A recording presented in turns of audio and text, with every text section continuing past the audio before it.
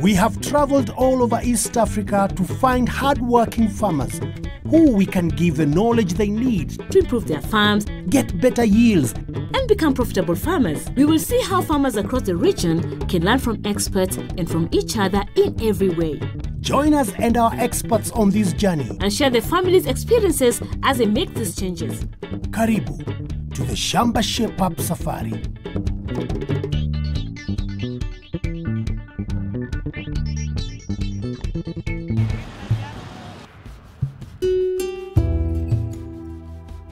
We have come to Bomet County, where the land is green all year round, but farmers are still having problems. 1, 2, 3, 4, Wow, Tony. 5. Why are they so small? Peter didn't get a very good harvest. Gosh. Peter. Yes? Would you like potatoes like this? Hey, of course, yes. Oh, yes, they look good. They are Peter, good. let's go meet an expert and make sure your potatoes look like these ones. All right, let's go. Thank you.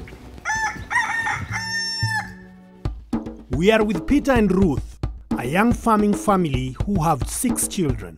The 3 oldest children are at school, and the youngest is just 1 year old. Their farm is about 5 acres, and they grow a variety of vegetables and have some cows that need some care and attention. They also have half an acre of potatoes that could be doing much, much better. An expert from Lackland has come to look at the potatoes and tell Peter how to get better yields. Peter has been getting this size of potato. Peter, is that true? It is very true. How does that make you feel? It makes me very discouraged. Discouraged. Very discouraged. Mary, why do you think this is happening? That is happening because farmers like Peter has not put in place all the practices that a farmer should do in the farm to improve his production. Majorly, the farmer should embrace the Viazi Power program. What exactly is Viazi Power program? It is a program from Lackland. It improves production, potato production in a farm. The Viazi Power program uses a mixture of chemicals at different stages of the crop to increase the number, size, and quality of potatoes. In 1 acre, how much would a farmer get? You can get 50 to 8 sacks in 1 acre. And also the size is bigger and the quality is good. Yeah. Now, Peter, have you ever heard of Viazi Power? I've tried, but I failed.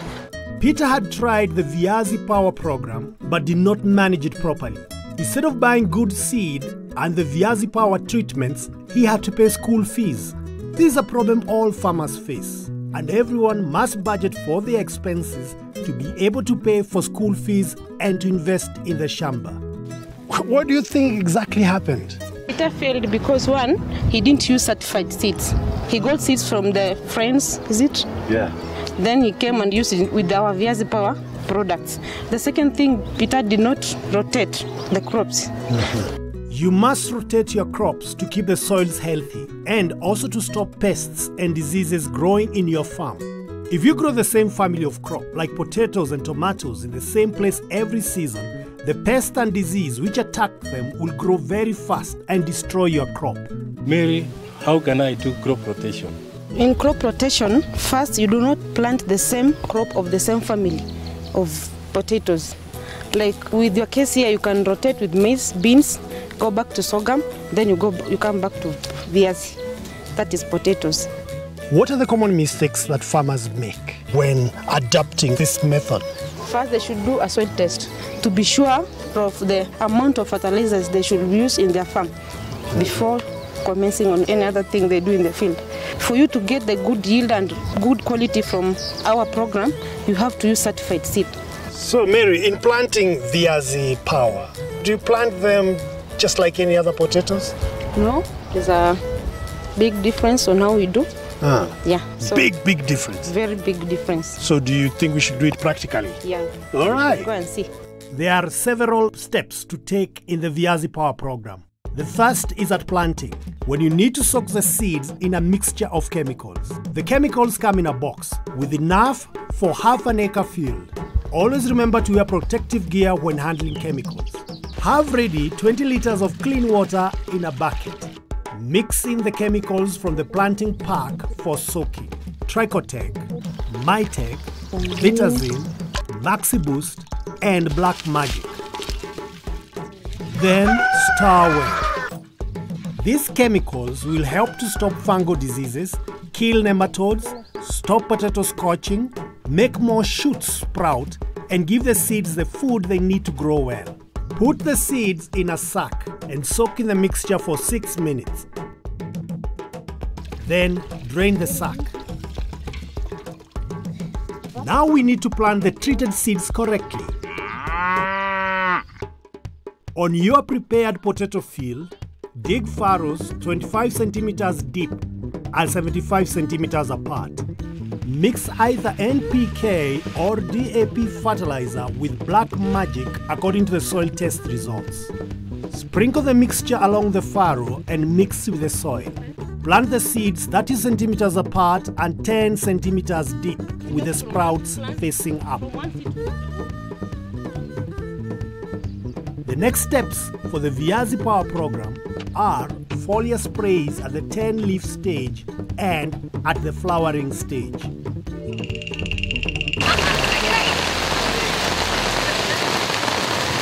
So Peter, what have you learned so far? I've learned a lot. One, yes. I've learned how to use chemicals before planting, and also how to plant these potato seeds. Ah, that's great. Now, Mary, where do we go from here? Let's go and see a farmer who is about to harvest. Good idea. Let's go. Mary took us to one of Peter's neighbors who has used the Viazi Power program. Mary, why have you brought us to this particular Shamba? We are here to see doubling of the yield because we've talked about the increased number of tubers and the size of tubers and also the quality. This potato field is just over half an acre. With Viazi Power, he's expecting to harvest 50 to 60 bags of potatoes. Now, Mr. Piegon, because you have used this Viazi Power, do you recommend that I use it? Yes, I'm encouraging you to use this Viazi Power because the other time we planted other potatoes and we had a big loss. When we started using Viazi Power, we expect a big change compared to Viazi. That's good to hear. So Peter, we expect the next season you'll have adapted to Viazi Power. Yes.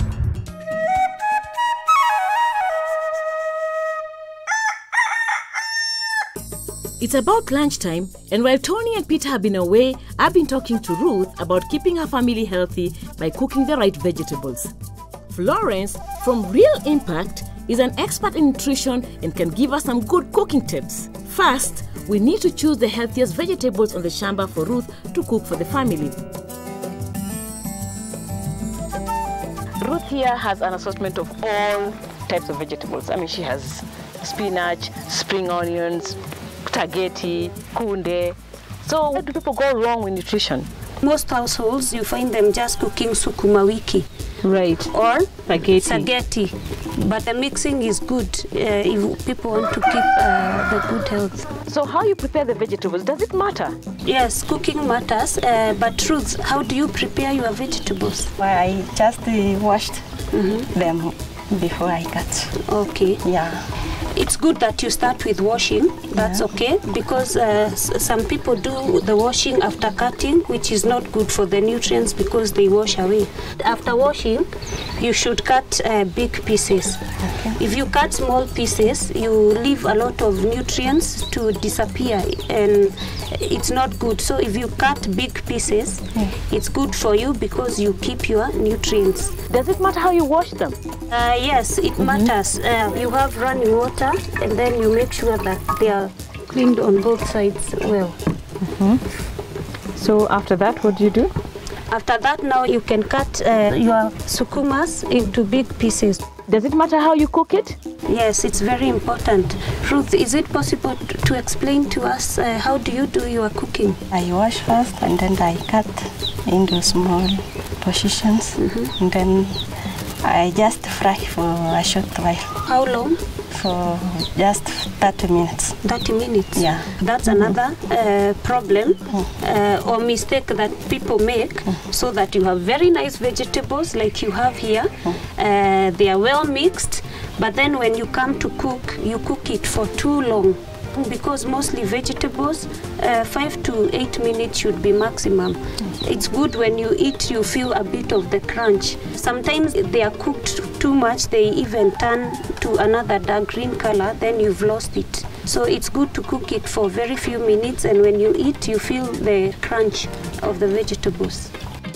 So what is the nutrition value for the whole family? If we talk about the health of the family, children that are not having good nutrition, and good nutrition means having enough food, yeah, and a variety.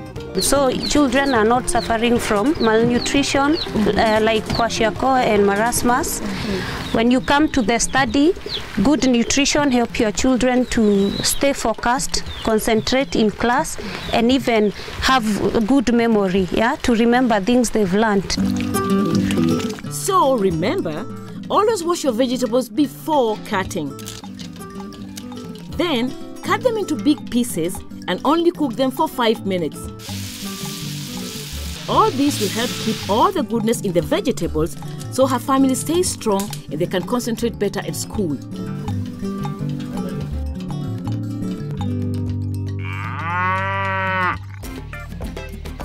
Tony, what are you doing with your phone, eh? Aren't you supposed to be working? Naomi, do you know that mobile phones have made a huge differences to farmers? Right? You know, using the Shamba service, I can get Peter information on weather, what crops to plant, and reliable markets for his crops. This is amazing. Shamba has all the information Ruth and Peter need for their farm. And any information I might need to shape up their cows. And they can tell us if it will rain this week, so we know to carry umbrellas. Or to plant our potatoes. All we need to do now is subscribe to Shamba by sending the word joy to 21606. And someone will call us to tell us more.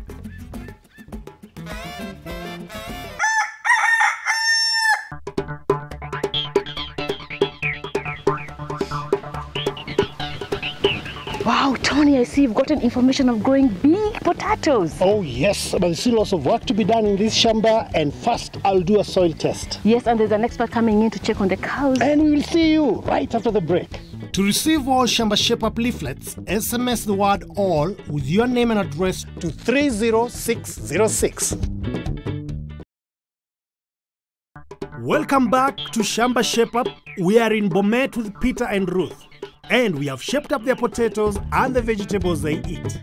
And still we have to look at the cows. But first, I need to find out how healthy the soil is. To help us, soil carers have come to visit in their mobile soil testing truck. Their truck travels all over the country, so farmers don't have to go far to have their soil tested. First, we need to know why soil testing is so important. Job, why is it important for farmers to do a soil test? Doing a soil test will enable the farmer to know how much fertilizer, for example, he is supposed to use, the type of fertilizer, the specific blend that he is supposed to use, and also doing a soil test will help this farmer to increase his crop yields. So it's very important for the farmer to do a soil test. Peter, have you ever done a soil test? No, I have never done it before. And how do your crops perform on the farm, for example? They are performing poorly. When you say poorly, what do you mean? Do you have low yield? Do you have high yield? Low yield.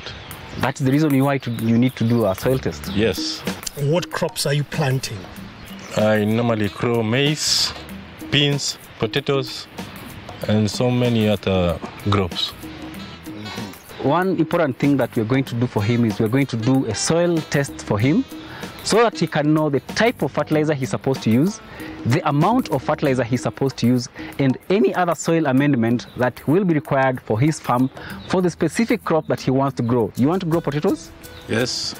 For the potatoes, he will need to know how much fertilizer to use, which type of fertilizer, and if he needs anything else to put into that soil to get the correct yield that he wants to harvest. What is a common mistake that farmers do with their soils? First of all, they don't test their soils.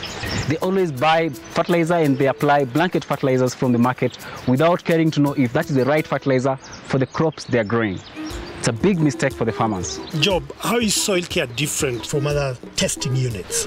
It has mobile soil testing laboratories, which means we can drive to the farmer's farm and do a soil test on the farm and be able to provide the farmer with soil testing results within 2 hours. We can also do this for the farmer at a very affordable price. Right now we have 7 mobile units in the country that are doing soil testing for different farmers in different regions. So we can do this for the farmer and at the farmer's doorstep. Would you like to have your soil tested? Of course, I'd like to. Well, let's go pick a sample.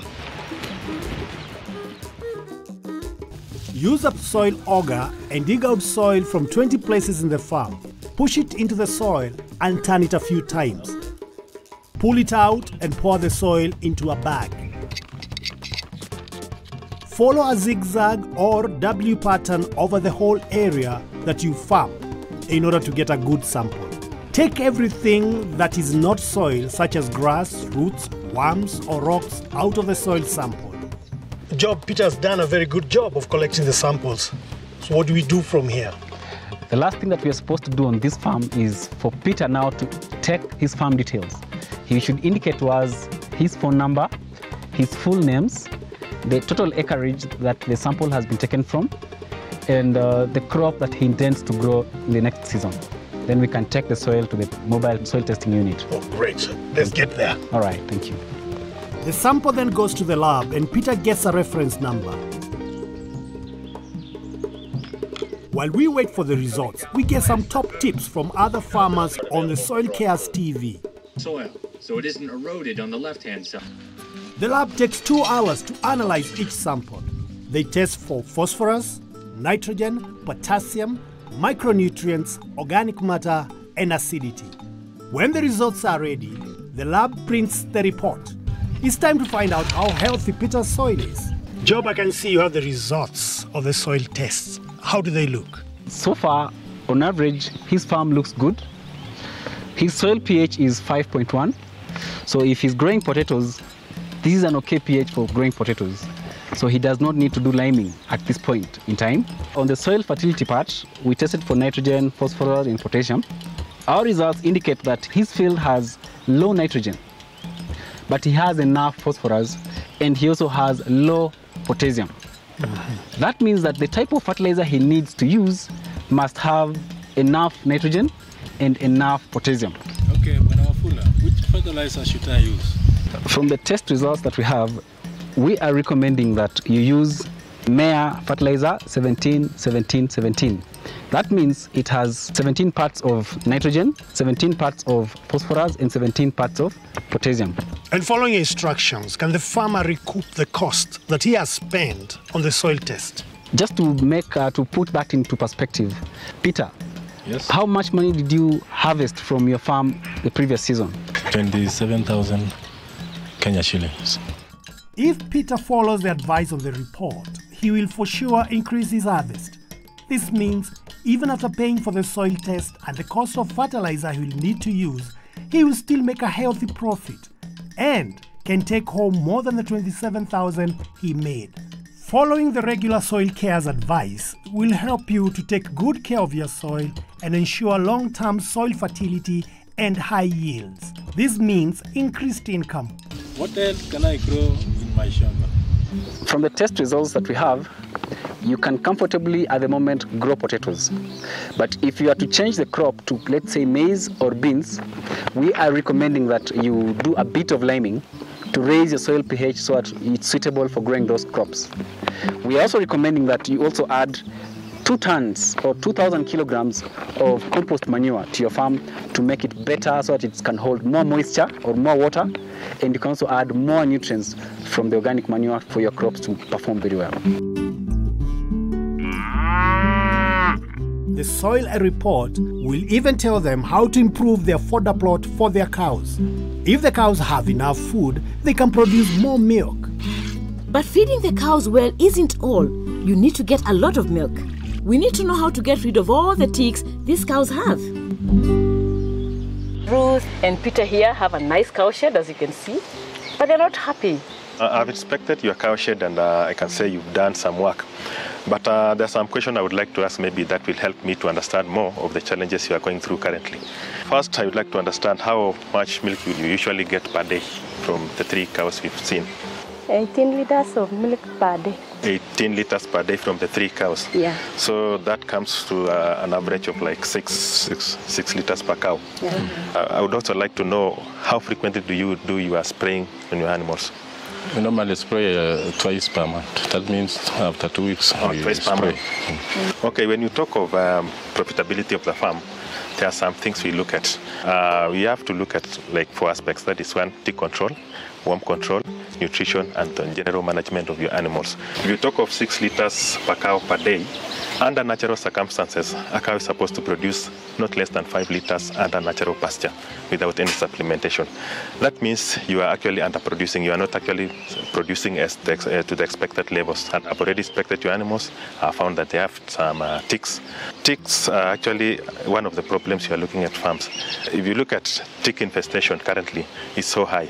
And most of the farmers are actually having a lot of challenges dealing with ticks. And we look at how we are going to help and control those ticks, because if you talk of 2 weeks, there's a problem also. You are supposed to do it on a weekly basis. After 7 days, you need to repeat again and spray properly. Also, I've looked at your water trough. Your water trough is not actually in a very good condition. Yes, you've tried and you have a good structure. You need to actually clean it at least every 3 days. You empty the trough and put in clean water so that you reduce chances of your animals getting infection from the water. And also the floor should be clean, because we are looking at a healthy, productive animal. So the floor can be also another way whereby your animal might be getting some kind of infections. So we need to clean it on a daily basis. Talking about infections, do you think they have worms? There are some signs of worm infestation. Your cows are having like a rough haircut. And that is one of the signs of having worms. Also another thing is production, because we are talking of 6 liters. When a cow has some worms, that will lead also to low production, and also it will affect on the general health of your animals. Your animals actually be sick most of the time because of that compromised immunity from ticks and at the same time from worms. So we need actually to solve those, and you will be back to like produce more milk per day. You must always wear gloves when deworming. First, use a weigh band to measure the cow's weight, which will tell us how much dewormer to use. 30 milliliters of Netflux is used for a cow weighing 300 kilograms. 50. When the dewormer has been measured into the drenching gun, put the tube into the cow's mouth and release the dewormer. Hold the cow's mouth shut until it has swallowed everything. You must deworm every 3 months for adult cows. Now it's time to spray the cows. Always wear protective clothing to do this. Use 20 milliliters of grenade in 20 liters of water in a knapsack and mix well. Start at the tail of the cow, moving towards the head, spraying the legs, tail, udder, body, neck and face. Make sure you get the underside of the cow too. You need to spray the cows every 7 days. Many ticks are transferred to cows from dogs in the Shamba. Grenade can also be used on small animals.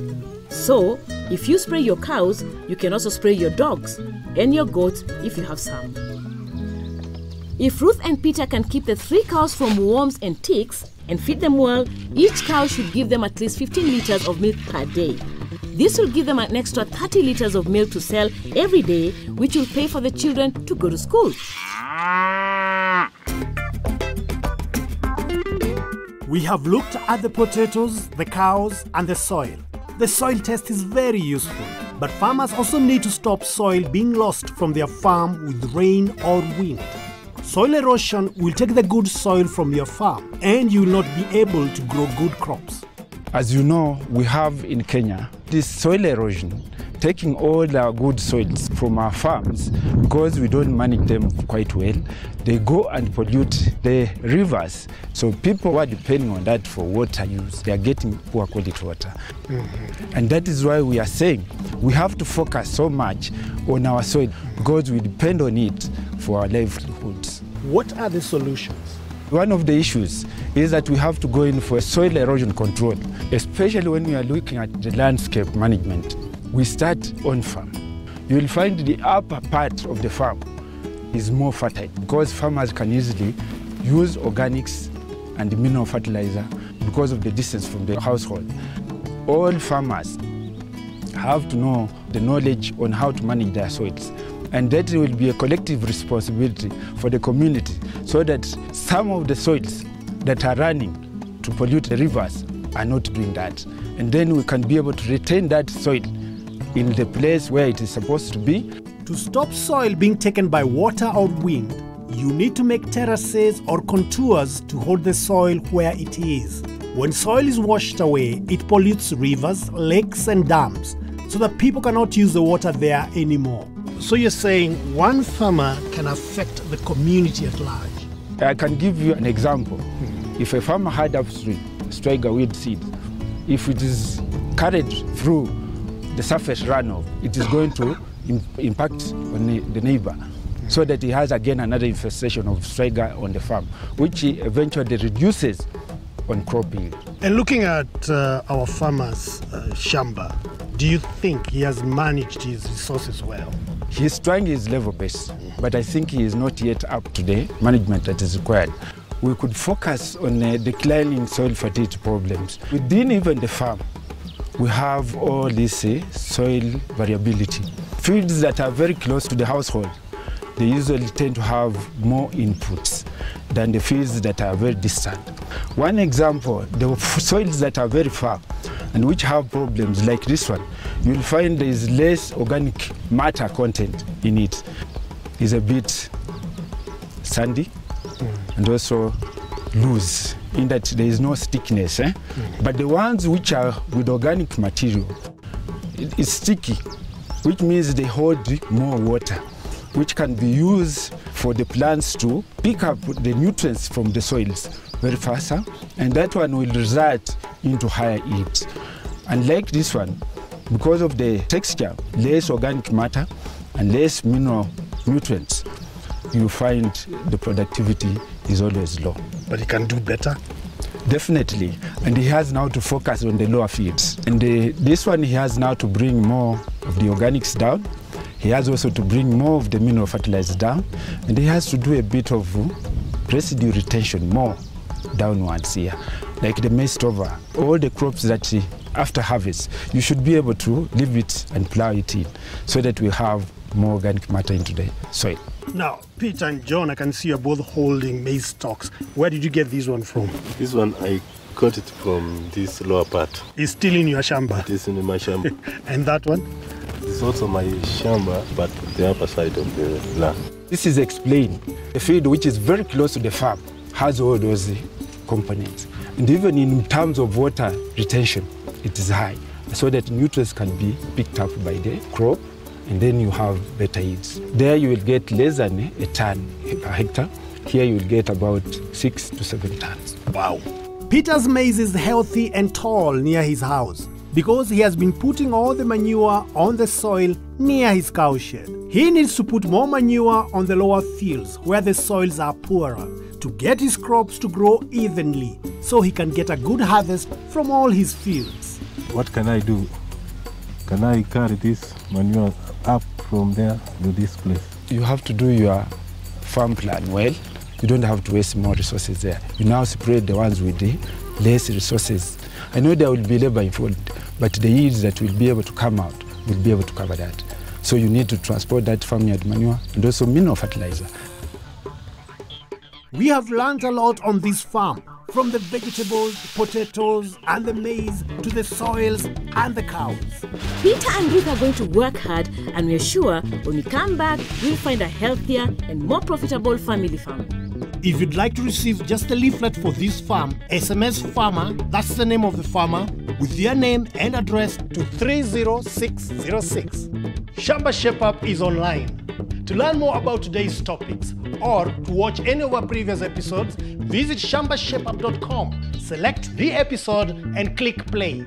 You could also visit our Facebook page, Shamba Shape Up, to get more information, get involved in discussions, and also get a chance to enter some of our great competition to win great prizes.